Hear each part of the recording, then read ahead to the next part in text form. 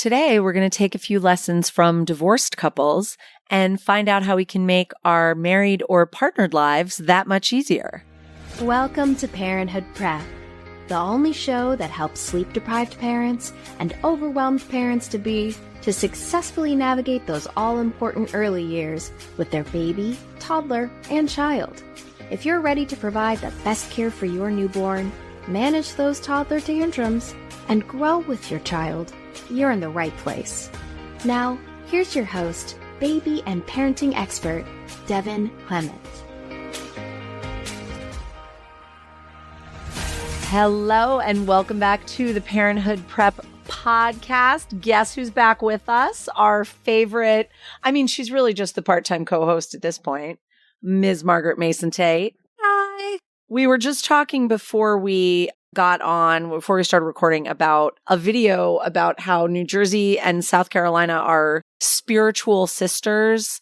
And before you're like, wait, what are you talking about? Big hair, shore culture, and as we've added, a notable accent that people try to imitate and do a bad job. Correct. So this is where our energy is today. We always should have expected our paths to cross. We are star-crossed lovers, honey, you and me. We are. The apple and the peach and the South Carolina of it all. There we go. So what are we talking about today, Margaret?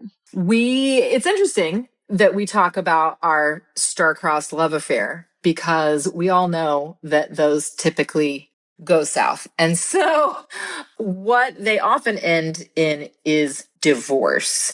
And because I am divorced, we have talked about this a lot. But we have, and you know what? We have other divorced friends. I have other divorced friends. I have clients who've gotten divorced. Yeah. And something that I have realized, because this episode is for you if you are not divorced. This is not an episode about divorce.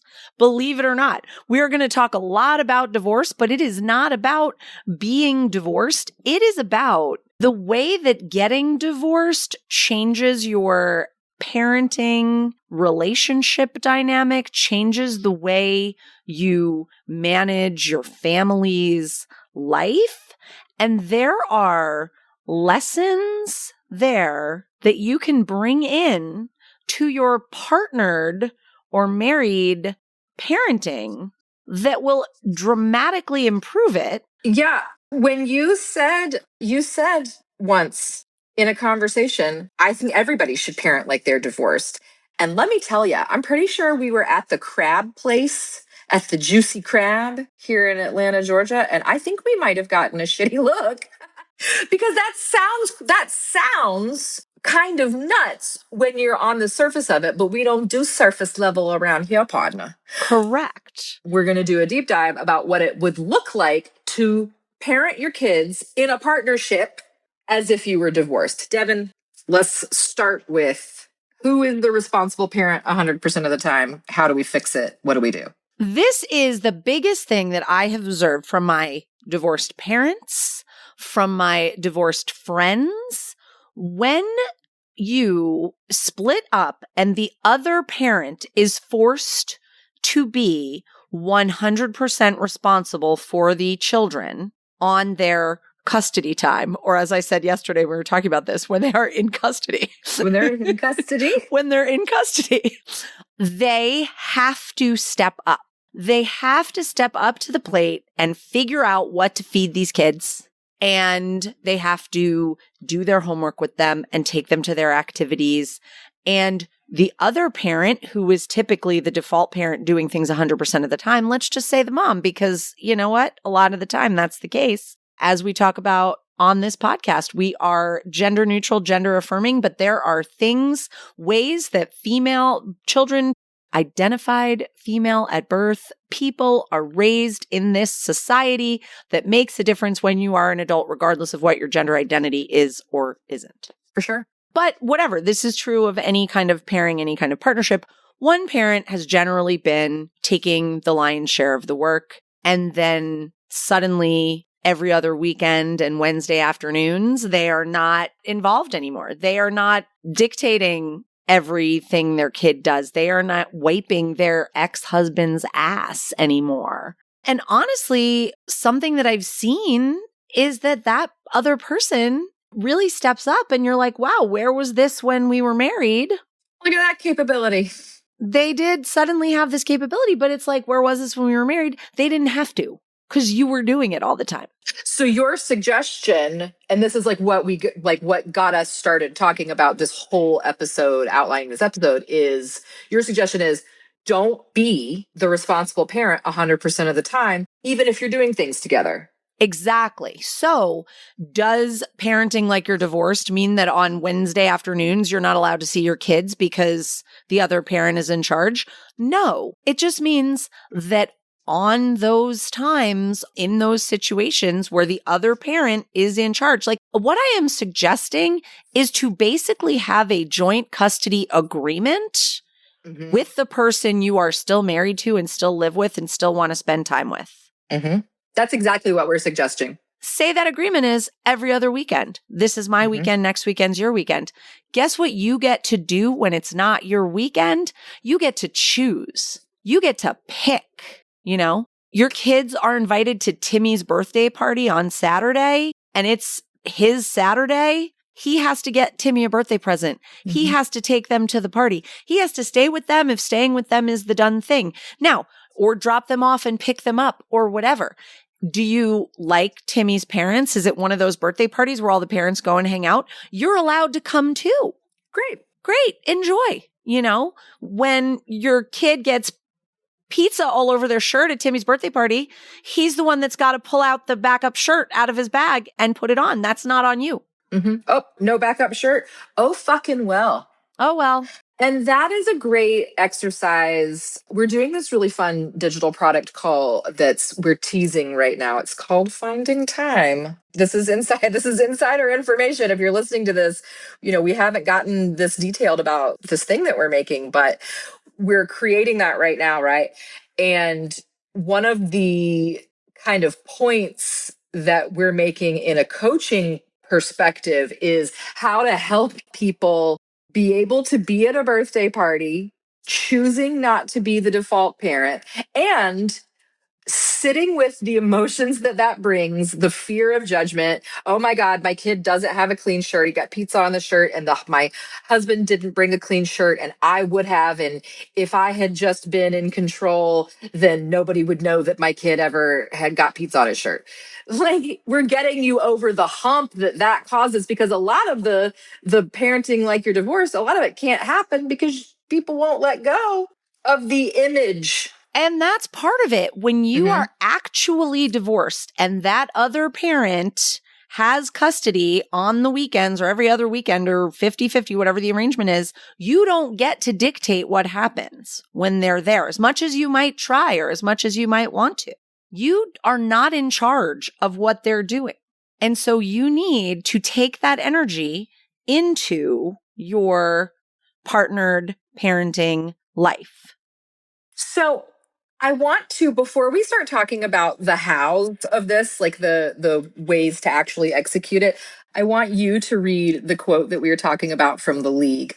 And I want you to read it because I want this to piss people off so badly that it causes them to fully commit to the process that we're recommending. Okay, The League is a television show from FX. The League is a television show about dudes who play fantasy football or something. I've never actually seen it, but I have heard this quote. A girlfriend of mine actually told it to me, and I was like, that is true, and it's fucking annoying. That's true, and fuck that. It was, I believe, Nick Kroll's character. His friend said, oh, have you ever thought about divorce? And he said, nah, if Sophia and I split up 50% of my time, I would have to spend 100% of my time with my kid. Right now, I'm rocking like 50% coverage, 30% of the time. You cannot beat those numbers. Well, we're here to teach you how to beat those fucking numbers. Okay? I mean, those are excellent numbers, and you don't want that to be the case when you're together. When my parents split up, both of my parents were working a lot. They both had like several jobs, and my father was off. He finished work on Saturday evening, 5 p.m. or whatever. And then he was off Sunday. And so he would pick us up on Saturday evenings after he was done work, and he would have us all day Sunday, and he would drop us back off on Sunday nights. And during that time, I was 14, my sister was 10 and up. my mother was like, whatever is happening in that time, that's your responsibility. If they're invited to a birthday party, if they want to go to a friend's house, if they want to have a play date, if Devin is babysitting, if you're, you guys have a family thing, whatever, or if there's nothing to do, you are responsible for keeping them alive, safe, entertained, feeding them, etc. Did we get pizza or McDonald's every Saturday? Yes, obviously. And then he had, for those 24 hours every week, that was his time that he had to manage whatever we were doing. Now, did that mean that he always did the things that we wanted to do? Like if I wanted to get driven to my friend's house 30 minutes away, that was like 45 minutes from his house because he lived further away from my mom's house. No. And sometimes he said no and I was disappointed. And guess what? Like that's life. Like it actually drives me a little bit crazy when like my female friends who are divorced or single parenting, they're like, oh, well, my kid didn't want to go to their dad, so I'm not sending them. Like, unless that man is abusing you, like they should be going. He should be taking that responsibility. Because it's not just your own disappointment that your kid has pizza on their shirt and you didn't have a fresh shirt for them. It might also be that they don't want to go to dad's house. They don't want to leave their toys and stuff like that. But in this case, they don't have to go to dad's house. They still have their same house. They may be disappointed because you're not driving them to soccer practice or you're not going to the soccer game. God forbid. Not go to the soccer game? What? Not go to a single soccer game? You can go. You can show up there with a freaking Aperol Spritz in a coffee cup and, cheer them on for a little while and then leave when you want to leave.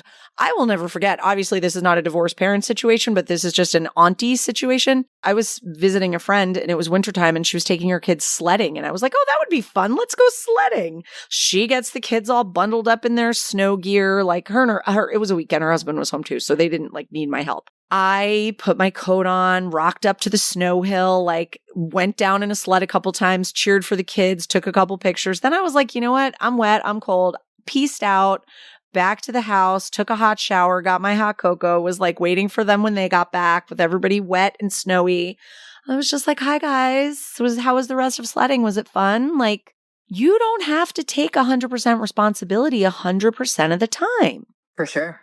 You don't have to take 70% of the responsibility most of the, whatever it was, 50% of the responsibility, 70% of the time.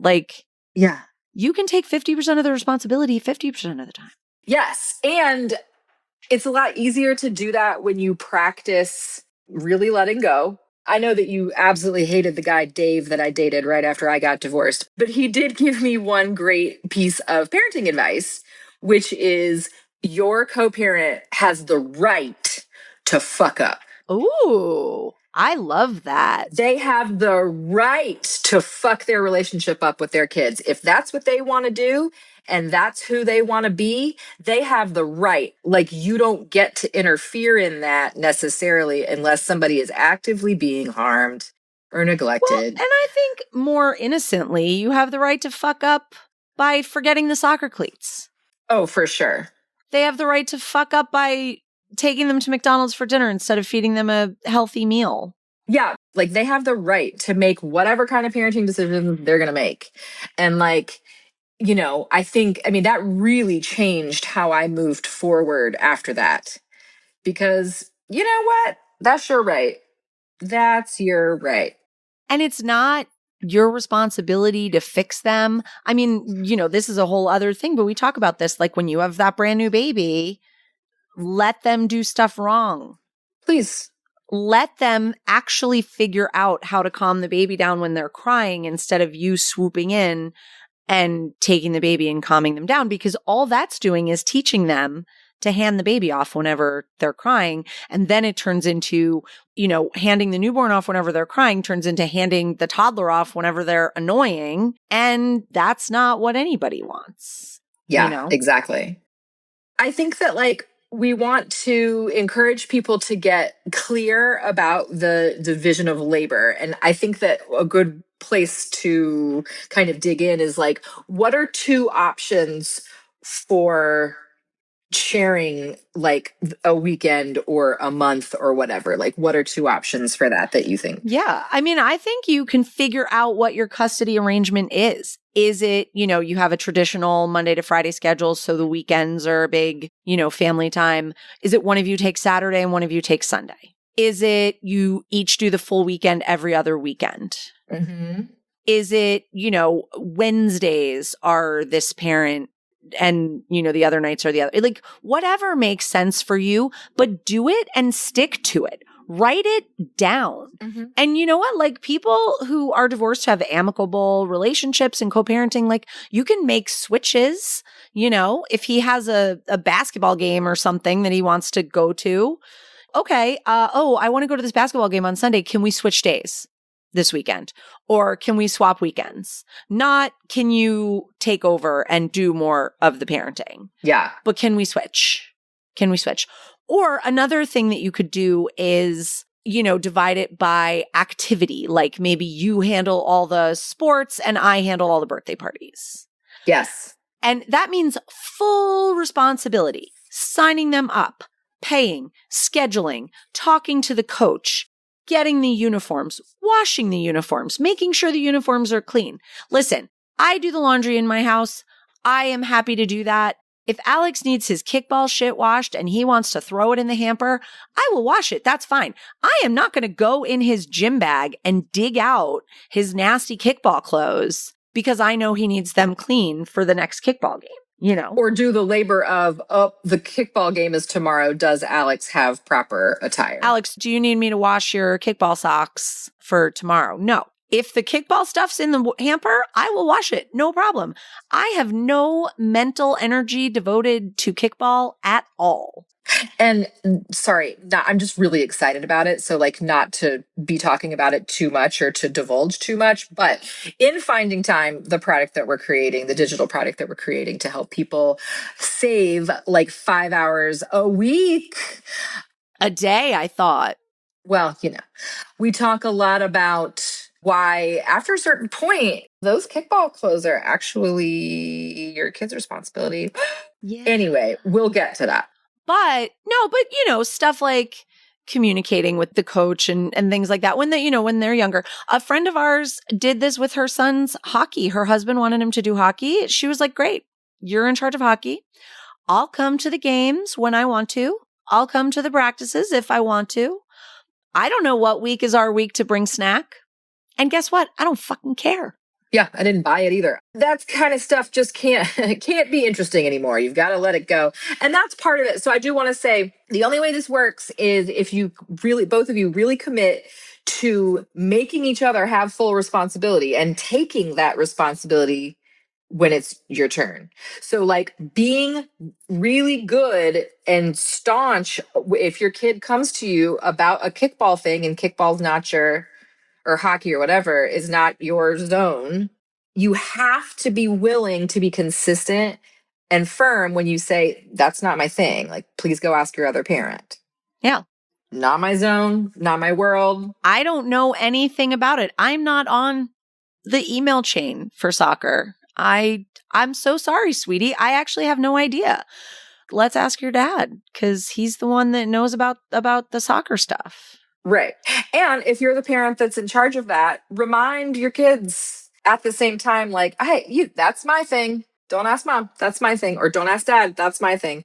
Not that it's like you should be like micromanaging and controlling their thing, but helping to establish the routine, helping to ingrain everybody in this kind of agreement. And, as simple as maybe dad's not home and you have a question about soccer that I genuinely don't know the answer to. I'll text dad. I'll ask him, for you. Yes. But I'm not going to go dig up that information. Yeah. I don't know. I'll help you guys get together to figure that out. Yeah. So I think that like also not feeling like you have to do everything that they go do. Sometimes we were talking about Maureen and the hockey, which I think is brilliant. Maureen sometimes goes to the games and sometimes she doesn't. Yeah. Like Hockey also is very early. So much of the ice sports have early times. No. And, it's not like you say to your kid, oh, I hate hockey. I'm never coming to your game ever because I'm a terrible parent. Like, exactly. Wouldn't it be nice to just show up, enjoy it, chat with the other parents, and then leave when you want to leave? Like, take your own car. Yes. If you want to. Yes.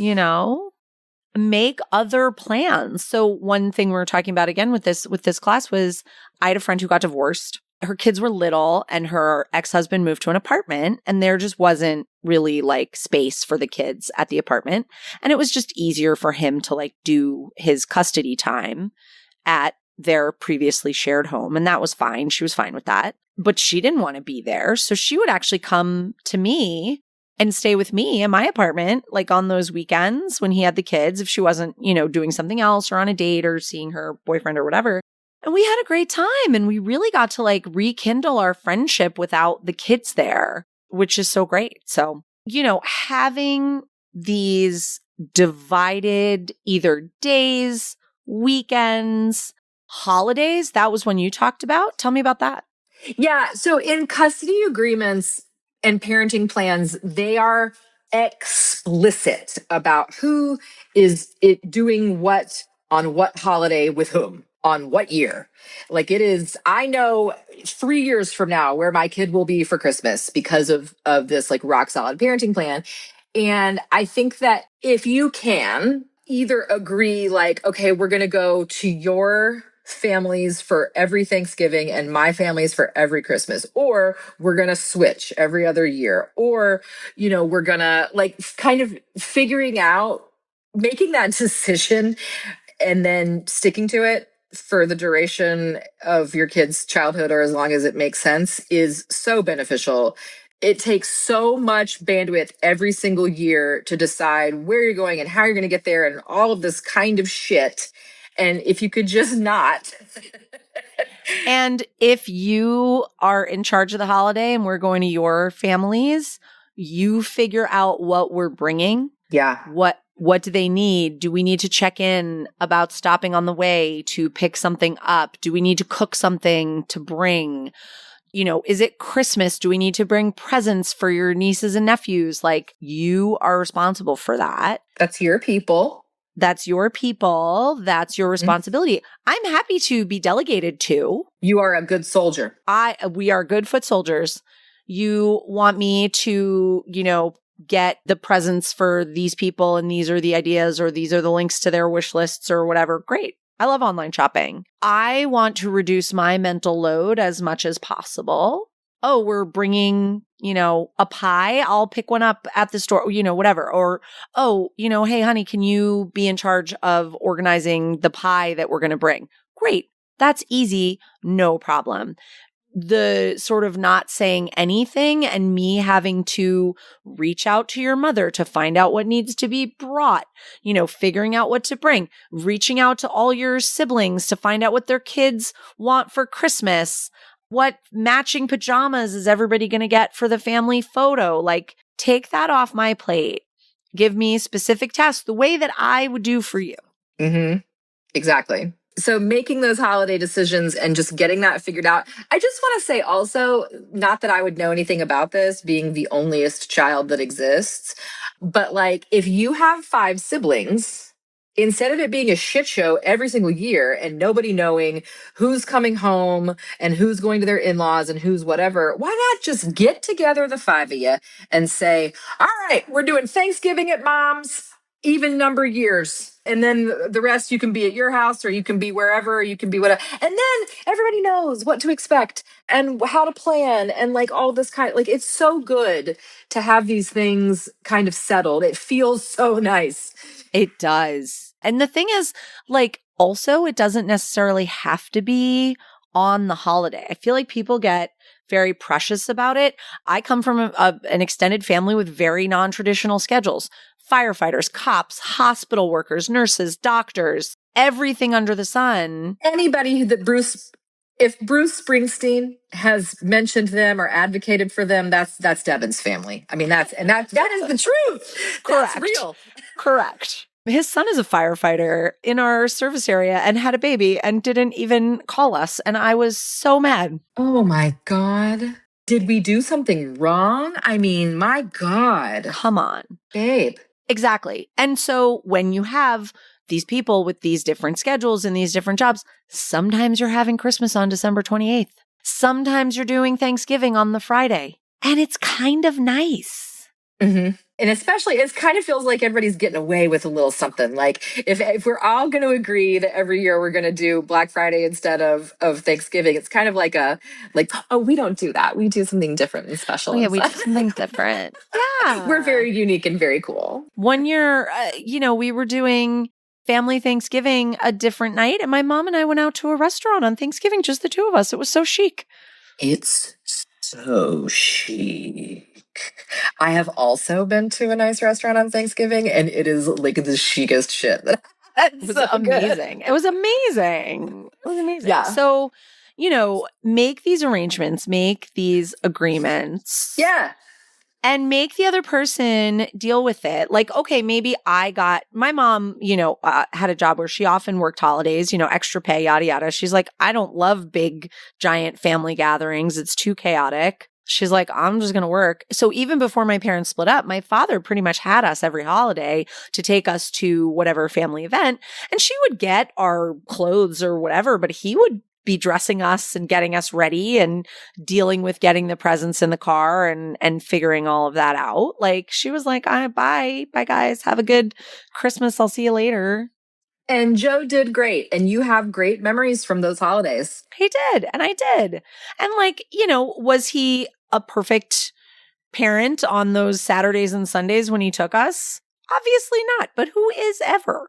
He would take us apple picking or bowling or all these things that we just wouldn't otherwise have done. And honestly, it was nice family time with my sister that we weren't we were fighting some, but not as much as, whatever. We weren't there weren't friends there distracting us and everything. And I have really good memories of that time with my sister at our dad's house, sleeping together in his pull-out sofa bed. Yeah, that's beautiful. I absolutely love that. Alex, whose parents are still very much married and hold hands and everything. It's so cute. I would talk about going to my dad's house. And then one day he said to me, what did you do at your mom's house? I was like, normal? What did you do at your mom's house? Yeah. Normal stuff. That's your house. Homework. I did my homework. Yeah. I watched TV. I painted my nails. But at your dad's house, you spend the evening testing all of his giant bin of pens to see which ones work and which ones are dead. This was an ongoing project, Margaret. That man had so many pens, still to this day. So many office supplies, so many pens. He's my paternal soulmate. I really appreciate this very much. Yeah. All I want to do is test the pens. He also had 3 VHS movies that we would just watch over and over. That's correct. They had divorced men in that era actually legally could only own 3. One of them is gonna be a sports montage VHS tape. It might be sports bloopers. It might be a highlight reel. It might be a specific championship game, but it's going to be one of those. And then the other 2, wild card. I think they apply for a lottery and then get. My father was not a sports guy. He's a big comedy guy. So we watched a lot of Three Stooges and Marx Brothers. Yeah. What is your favorite Marx Brothers film? I love the Marx Brothers. Oh, that's a good question. It's been a while. Duck Soup, I guess? Duck Soup is my favorite. And it has my favorite. Duck Soup has my favorite line ever in any, I read a lot and I have a degree in writing and I do a lot of reading and writing. And it has my favorite line about friendship ever, which is, I ain't got nothing, but you can always have half. Oh, I have been saying that since I was 4 years old. I absolutely love Duck Soup. Everybody, your homework is to go watch Duck Soup. Go watch Duck Soup. So to kind of tie it together, you want to have a united front approach. A great way to do that is to not be divorced, but to parent like you're divorced, which is to say, for one of you to take a certain day, week, weekend, holiday, project, etc., and completely own it. Well, and your custody arrangement for the summer is week on, week off. They could do that. Yeah, you can do week on, week off. That is also a thing that you can do. And then sometimes you're stuck taking two 12-year-olds to the movies and the pool and the and the hither and the yon and the Zaxby's of it all. And then, the other times you get to rock a week to yourself where you're just caffeinated and writing the whole time. Yeah. It's a good time. So figure out the agreement, get really, really explicit about it. Consider what makes sense with regard to the division of labor, the division of things like holidays, the division of things like finances, if you're bold enough. That's a big one. That's a whole other podcast, but I do think it deserves just a little light touch mention of, Well, one thing I want to say, I just want to throw in about that is actually not exactly in a divorced way, but Alex and I are talking about having kids and having a baby, and I have a more flexible schedule than he does. And one thing I said to him right off the bat was, just because I have more downtime and more flexibility does not mean that I am going to become the 100% default parent and also still contribute 50% to our household finances or whatever percentage I'm contributing. I am essentially making him pay me to be our child's caregiver. It's aspirational and it's perfect, and that's exactly how it should be. The thing is that I'm divorced. I could not fucking care less if my child takes music lessons. They're not that into them. Like, they're not like super dedicated to them. So I'm not super dedicated to them. I don't really care if they go or not, which is to say, I'm not going to pay half of that activity fee because I don't care if they go or not. Correct. And you don't really organize them or drive them or anything. No, the summer I am, but it doesn't really matter because it will go back to, when fall starts. It's a courtesy. I'm not doing as much driving because there's not school. It's fine for me to take them. Well, and exactly. As the foot soldier, you'll do it. But I don't care. And so if you're the one that's super obsessed with your kid being in lacrosse or whatever, then, it does not actually make a lot of sense for your partner to be paying hundreds of dollars for this thing that is that's your baby. That's your thing that you really believe that they should be doing and need to be doing. You foot the bill for that. Exactly. So get that explicit arrangement and then stick to it. Don't let it slip. You feel free to switch, but don't just, that's fine. Like you were out late last night with the boys. You don't want to get up early with the kids today. I'll do it. No, screw him. Mm-hmm. But if he says, hey, so-and-so's birthday, bachelor party, whatever is Saturday night, can we swap? And so that you have the kids on Sunday, fine. I just want to end on this. What we're suggesting sounds a little extreme, but this is the way that people train for races. Yeah. Think about that. Like, if I know that every Sunday I have, my partner's going to be totally on call for all of the stuff, I can do my long runs on Sundays. I know that. I can count on that. That's important to me. It's important to my health, my wellness, everything, my spirituality, all of it. That is the way you do that, is on Sundays, you're totally off, but on Saturdays, that's your day, baby, and you're doing the whole thing. This is how we stop resenting our golfing husbands who are gone all day Saturday golfing. You don't have to, there's no resentment to build because you know that you're going to get your time if you're brave enough to take your turn. And the thing that I've been saying lately is take your turn with a fucking knife. Take your turn and know when your turn is going to be. Know when it's coming up. Don't sit around waiting for that magical hour where your husband is like, oh, let me take the kids to the park. Boom. Boom. This works. If you do this already, we want to hear from you at Happy Family After on Instagram. We would really, really, really love to hear from any listener who is already parenting like this and has anything to contribute. We would love to shout you out in another podcast episode. And I would dare say that if you parent like you're divorced now, you may be less likely to get divorced for real. This is objectively and subjectively true. I could not clap harder for this. We're literally recommending these things so that you can have a happy family after, so that you can have an eternity of bliss. Yeah. Act like you're divorced now so that you don't have to get divorced later. Yeah, baby. To be sure you never miss an episode, be sure to follow in your favorite podcast app. We'd also love to connect with you on social media. You can find us on Instagram at Happy Family After, or at our website, happyfamilyafter.com. On our website, you can also leave us a voicemail with any questions or thoughts you might have, and you can roast your baby. Talk to you soon. Thanks for listening to this week's episode of Parenthood Prep. If you want to learn more about the services Devin offers, as well as access her free monthly newborn care webinars, head on over to www.happyfamilyafter.com.